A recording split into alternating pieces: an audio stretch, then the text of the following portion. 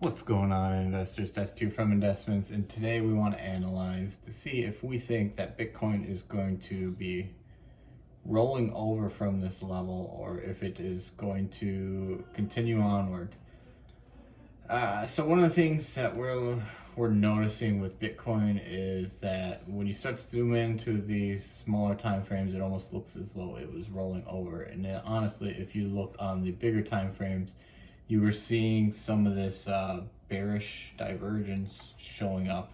So if you look on the daily, you can see it here, where typical bearish divergence, you got higher highs and your oscillator showing that it's lower lows. So you got higher highs building and your oscillators showing lower lows.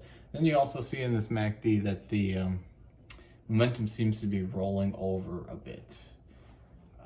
So then you zoom in, you look at something like the hourly chart. We had this drawn up like a little bit of a pennant here that failed and broke down, right?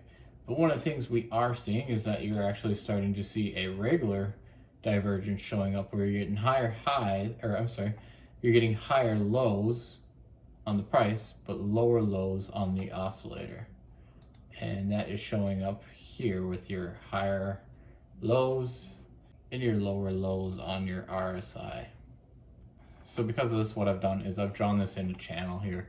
So I'd like to see this continue onward, but you could potentially see a bit of a pullback.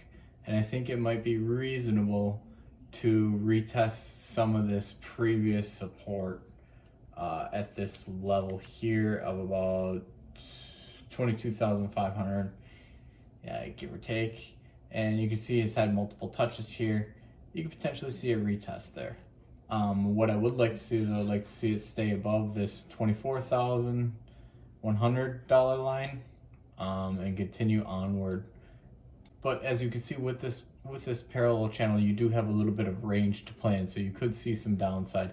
And this 22.5 level is still technically in place, so you could see a little bit of a downturn. I don't think we'll be dropping much farther than that, but that's just my opinion. Of course, anything could happen, but if you did, you do have a couple lines in the sand here. So your first one would be at about 20,800. Next one following that would be 18.9. Following that would be 16.2, but I don't think we are going to get back down to 16.2 level, because if you look at the daily, we still look pretty darn bullish. And to be honest, with this fib retrace, we're still on trajectory to get to that 382 or the 50% or the 618, and I think that's a very reasonable level to get to. Until next time, later.